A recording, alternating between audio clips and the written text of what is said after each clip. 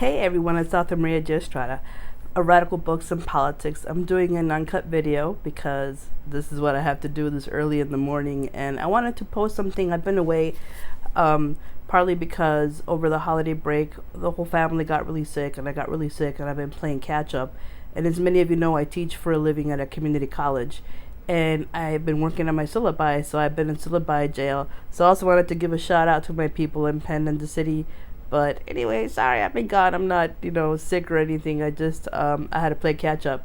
But I wanted to say welcome to any writers, lovers of books, and political aficionados who are joining my channel. In this channel, I like to talk about writing, review books. I also like to have guests on and talk about politics, and that's coming up as I plan more of my episodes. So one of the things I've been focusing on this new year is work life and writing balance. And so I was trying to think of when an optimal time was for me to write, because I also have 2 small children. I teach full time. I have, obligations, and I run my union too, which takes a lot of work. And this is going to be a busy semester because of the political spectrum, and because we're also having elections this semester. And I'm running again for chapter chair of my union. So, but more importantly, like, how do you balance life? A lot of writers I know have small kids, and it's a struggle. And one of the things that really irks me is having enough time to keep an organized home and to cook healthy meals, right? And so that's one of the things I want to do this semester, is really work on organizing the home. I talk about it as like the post-apocalypse of toys blew up in this house, and there's only a limited place where I can shoot because the place is so cluttered.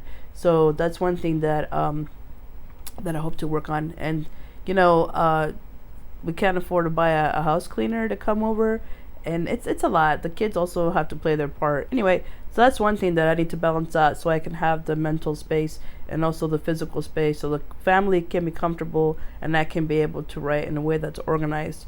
And so normally I don't have New Year's goals, but that's going to be one of the goals, to balance these things out and also take some time to rest, because I think one of the reasons that the whole family got sick is because we're always running around, and the same is true for me. And so this break, we ended up staying home. We didn't travel. We didn't go see great grandma. We did our thing. We played a lot of board games. We relaxed. And in fact, my Ninja, I have 2 cats. One is Polly Girl, who's sitting on my lap. She's my evil editor. But then I have another cat named Ninja, and she knocked a glass of water on my laptop. And so I was like, damn. But that also forced me to have another space where I could work with a desk, and I don't eat or drink right now. It's a little cluttered now, speaking of clutter, but I have a separate space. But things like that happen that just kind of throw you into the whirlwind, and that was really unnecessary. So work life and writing balance, that's going to be maybe things that I talk about every now and then, but also maybe show you the after effects. I love watching these DIY videos where moms go around cleaning their houses, and part of me is like, why are they shooting that for like 15 minutes? But part of me is really fascinated that I'm like, damn, that woman cleaned her kitchen in 20 minutes. What? I can't do that. My house cleaning takes a long time. But anyway, I'm also kind of slow, I think when I was growing up, too, as a total tangent, I had this idea that if you were creative, it was okay to be messy and cluttered, but don't buy it, guys. It'll get you later. No. All right. So normally I also don't have writing goals. I do have writing goals, but not like New Year's goals. But I think I'm also going to try and hit on a goal, and just to kind of see where I'm at the end of the month. So one of the things I'm really struggling with is not necessarily understanding point of view, but writing in other points of view, because I tend to lean towards limited third person or limited first person, and not omniscient points of view. But every now and then I slip up, so I want to be able to identify my errors a little better, even before I send the pieces to my editor. My editor is really good about, my editor, by the way, his name is DJ Deshmuk. I'll post a link below. He points out, hey, there's like a break in point of view here or a break here, and it's really weird because I'll read my stories a number of times and I don't see it, and I think that happens as writers too. So last year what I worked on was focusing on character development and dialogue, and it's not like I'm going to stop working on those things, but this month especially I'm going to focus more on point of view, because I have a couple of stories that I want to put out. Alright, so I talk about those things. I also have a theme this year. It's called Stop Complaining and Do Something About It. And a lot of times I think, I don't know if you guys do this, but I tend to focus on what's wrong But instead of focusing on what's wrong, I'm going to focus on what I'm going to do to make things better. Because there's only so much time and so many things that are in your control, you know? So I think that'll be healthier than complaining about it all the time, or issues that come up. All right, so let's get to it. I reviewed this book, and the video stopped uploading. And I think when I do reviews, I like to do, well, a number of things. One, I don't like to rant review. Two, I like to look at things from the writing point of view and the reader's point of view. And so I don't think I gave the most honest review when I looked at this piece. This is called The Testament by Margaret Atwood. And I'm a fan of Margaret Atwood. I think she's a phenomenal writer. This is a sequel to The Handmaid's Tale. And in terms of the plot line, it happens 15 years after the event of the first book, which I loved. But this was written almost 20 years after. And it won the Booker Prize, which is really interesting. But it just says this by the author of The Handmaid's Tale. And there are a number of things that are really great about this book. But it's also very different than the first book. And normally I don't fall into the trap of comparing. But when I read a trilogy or a sequel, I expect the writing style to be very similar from one book to the next. And I also expect the characters to be the same, the main characters. And that wasn't the case here. So, but there were some very good things about it. I didn't quite give it an A+ review. I give it an A- review, even though it's Margaret Atwood and I love her to pieces. But this is what I liked about it. Well, let me tell you more about the plot. So it does take place in Gilead and also Canada. And a lot of reviewers have pointed out how there's pollination from the TV show, which is on Hulu, to the books. And I think that there's a lot of truth to that. But the story takes place in Gilead, where there's a repressive regime and women are exploited and oppressed to give birth in this kind of like religious cult society based on biblical scripture. And essentially what's happened is that in the world, there's a low birth rate. And the people in Gilead, which is the former United States, they use the Bible to justify women becoming handmaids, or essentially women that sleep with high-ranking commanders so they can produce babies, right? And so there's a lot of political maneuvering that happens, and people who break the law, because it's supposed to be a place where you don't commit adultery, but the handmaids will sleep with other men in order to get pregnant. And so it's really interesting, because like in any fascist dictatorship, there are some people who really believe in the regime and others who are fighting it. And in the first book, The Handmaid's Tale, which I loved, Offred, even though she wasn't like the most active character, she was against the regime and how women were treated. And so a lot of times she had this sarcastic point of view, or she was sarcastic, and she in it, Margaret and like had this beautiful stream of consciousness and playing words that I loved, but that was missing from this book, The Testaments. And it's different because this is told from 3 points of view, and it's told from the point of view of Aunt Lydia, who, if you read the Handmaid's Tale, she's this deplorable woman, and Aunt Lydia was an aunt. And aunts were the ones that trained the handmaids to basically do their duties. So they talked about the ceremony, which is essentially having sex with the commander, whether the handmaid wanted to or not, how to take care of babies and all things like that. And so that's what the aunts are for. But they're also pretty cruel to the handmaids. They punish them when they're out of line. But they play a much greater role in that without the aunts, the system would fall apart essentially.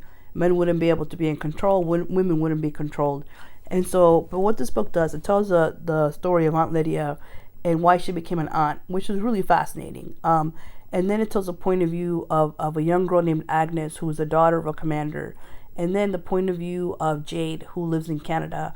And both Agnes and Jade are daughters of former handmaids. And this causes conflict for both of them. In fact, and you learn something very early on. I don't like to do spoilers in my review. So that's basically the plot. It's also told from 2 settings, from Gilead and Canada briefly, and then most of it takes place. I would say a good 75% of it takes place in Gilead.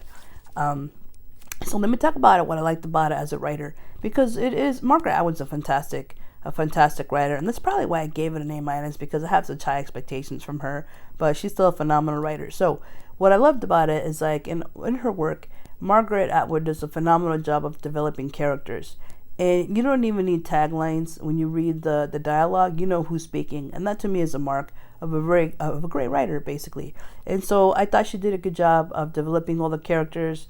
The voice of Jade and Agnes were very well negotiated, especially when they talk to each other. And then Aunt Lydia, she was interesting and funny and very intelligent, and you get that she's somebody who strategizes, and she's always like 2 moves ahead of everybody else, which I think you needed to be in a position. So the arc of Aunt Lydia I thought was really well done, and the book also did a good job of wrapping the story up for all 3 characters, so it doesn't leave you hanging in a way that The Handmaid's Tale did. Because in The Handmaid's Tale, well, I don't want to spoil it for you, but you're not really sure what happens to the handmaid, But in this case, you do know what happens to Aunt Lydia, you know what happens to Agnes and to Jade, and so that was different, But as a reader, I did like that. I like that again. I like the closure in the piece. One of the parts I really liked is the culture that they showed in Gilead, and the culture of marriage to me was really fascinating, because what the Testaments did is that it expanded the roles of the aunts. So you get a better sense of what they do besides running the Red Center where they train the handmaids. What the Atwood opened up was how young girls who were commanders' daughters, how they got married, and the aunts actually played a really interesting role in designing and creating the vestments for the wedding, the clothing that the young girls would wear after marriage, and also the things that they would wear on the night of the wedding, which I thought was interesting, that they even designed the undergarments, which I was like, what? How cool is that? I mean, not the fact that they're designing, but just into going into so much detail. What I liked about it as a reader too is learning more about the culture of the commander's daughters, and kind of how like marriage was political, and Agnes's mom, who was a second wife, but didn't really like her because she wasn't her daughter, right? Agnes's mom purposely engages her to someone so that they'll have more status, in society. So I was like, what? I thought marriage was supposed to be about love, but it's obviously not about that. And so the other thing I liked about it is that it's related to Aunt Lydia, and Aunt Lydia, I think, out of the 3 had the strongest. She was the strongest character in the piece for me, although Atwood did a good job of developing all of them. But Atwood describes Ardua Hall, where the aunts live, and there were some surprises in there. Like, you learn very early on, it's not a spoiler, but the aunts can write, and to me that was a contradiction, because in the former The Handmaid's Tale, women were not supposed to write or read. And so a lot of the signs at the grocery store were symbols. And the same is true here. But the reason the aunts write isn't because of their edification, obviously. The aunts write as a passage to see if their novices have the mental fortitude to become aunts. But also, the aunts do a job for the commanders, basically, in the writing. So the writing they do is in the service of men again. And they do have books in the convent, which I thought was fascinating. They have full Bibles, which no other person in Gilead has, because the regime has basically changed the narrative of religion, And so I thought that was really, really neat. I recommend it just for that, to get a better sense of the Gilead culture. So overall, I thought, again, A-. It was a good book. I gave it a 4-star review on Goodreads. I haven't written the Amazon review, but I may go back to redo that one, because I don't want to sound like a total jerk. I don't like to rant review, and I don't like to do spoilers, but there were some things I didn't like about this book, and it was basically the change in writing styles. Like I said before, when there's a sequel, I expect the second book to have a similar writing style to the first book, like you would in, say, The Hunger Games, or the Divergent series, or the Maze Runner, right? And this one didn't. The points of view were very different, and yeah, even I think, if I remember right, The Handmaid's Tale. Well, no, it was told in the same point of view, but it seemed like, especially because of the power relationships, that all of the characters in this book, even Agnes, were more active. And it was just a different style than Offred, who was more passive and submissive because she was a handmaid. And there wasn't any of the beautiful stream of consciousness that was prevalent in The Handmaid's Tale. There were also not as many flashbacks as there were in The Handmaid's Tale. This was told in except for, I believe that this Aunt Lydia, again, who had the strongest arc, she had more flashbacks in her piece that were really engaging, right? And that were in fact more detailed, I would say, and that really hit you at a gut level. But they were pretty good. Oh, because they talked about how aunts kind of were co-opted and how they were brought in to support the regime, which is really a moving section here. But I didn't like that the writing styles were so different. I recognize that the first story was told from one main character's point of view, and the second novel is told from 3 points of view, and that changes the dynamic. But even though there was closure, one of the things that really bothered me about the Testaments was the ending. And we know from the first book that Gilead falls, right? Not sure why. In the first book, it's because of Mayday's actions, in great part. In the second, it is still because of Mayday. But I wasn't convinced about the events that led to the fall of Gilead. I think there needed to be more emphasis on the role that the citizens and revolutionaries played in it. That to me would have been more realistic. And it's not like, I don't know, she's gonna do a third part and have like a Hunger Games, Mockingjay thing, but that's not gonna happen. But I just wanted more closure and a more believable development. So that was kind of interesting. But I also thought the ending was rushed, because when I was reading, I'm like, man, there's 30 pages left in the book. How is Gilead going to fall? Because I was expecting some big climax, and it was also not. There wasn't like a major climax. There were definitely struggles in getting to the end by the characters, but it was kind of interesting in how it developed. And then it did have that.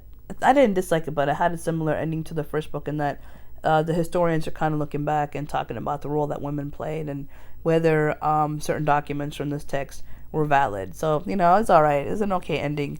But anyway, The Handmaid's Tale by Margaret Atwood. If you haven't read the first book, even if you have, I do recommend reading it. I think you will enjoy it. But to me, it just was a bit of a disappointment compared to the first book. However, I will not strip the Booker Prize from her.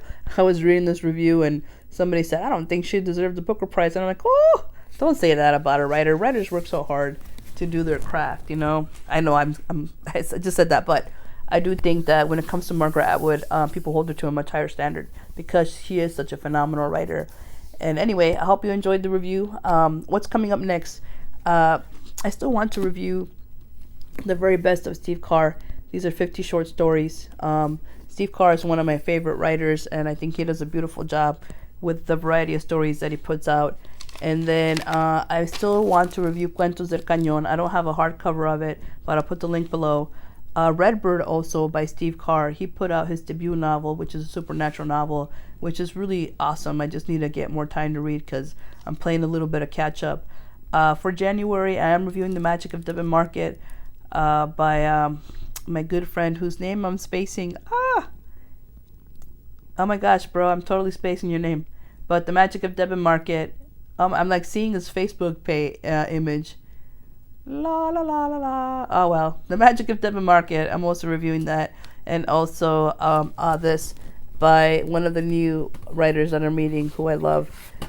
This is a sequel to The End of the World Running Club. It's called The End of the World Survivors Club, and I have reviewed The End of the World Running Club before. So Adrian J. Walker, who is one of my favorite post-apocalyptic writers because he has anti-heroes that are pretty amazing.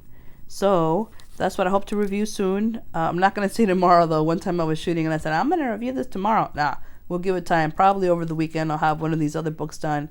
And what's coming up next? I know I talked a lot about balancing life and work and whatnot and family. But I have because I got sick, and then the editor was really sick, and then the cat dumped a glass of water on my laptop. And then I had to prepare for my courses. I got behind on putting out Wolf Trek 2.0. Wolf Trek 2.0 is going to be a book where I'm going to give money to a friend, my friend Jay Mehta, who's had a stroke. We'll have to check up on because I haven't been on Facebook. But I'm hoping to have that book done over the weekend. I was going over the piece again, putting in the final edits, having my editor go over it, and so it should be ready to go. I should have the Kindle book out over Martin Luther King Jr. weekend, hopefully by Martin Luther King Jr. Day, and also I'm hoping to have the print edition by next weekend. I just like to look at the proof and go over it a few times. So again, all that profit for Amazon, the Amazon profits are going to my friend Jay Mehta, who had a second stroke right before the holiday break, which is terrible. And so that's all I have. I hope you enjoyed this uncut videoing, and that I don't know, we'll see how many of these are kind of fun, because I'm not gonna spend a lot of time editing, but you see me at 5 a.m. more often than not, because this is the time I'm going to use to write for an hour or so, and see what I'll produce. Also, oh, I forgot to mention, if you subscribe, I'm hoping to give a story away to my YouTube followers, and so I want to do like a short piece based on La Bruja in the Orchard, which is another book that I hope to put out. It's a second edition, but La Bruja in the Orchard is a magical realism piece about a young character named Mona, and she's going to do a training session with a disciple of La Muerte. So we'll see how that goes. That'll be just for you YouTube subscribers. And I hope to also, if not do original pieces, to give away some of my books. Originally, I was going to do it every 100 followers, but getting YouTube subscribers is a challenge. So, you know, it'll be growing. Also, if you follow me on Twitter at Dr. Maria J. Estrada, which I'll link below as well, I give away a book every 1,000 followers. So I'm about 400 away from giving away a free book. Anyway, I hope you're having a fantastic new year, that you're staying true to your writing goals. I always close out with, do what you love, read as many books as you can, and write on.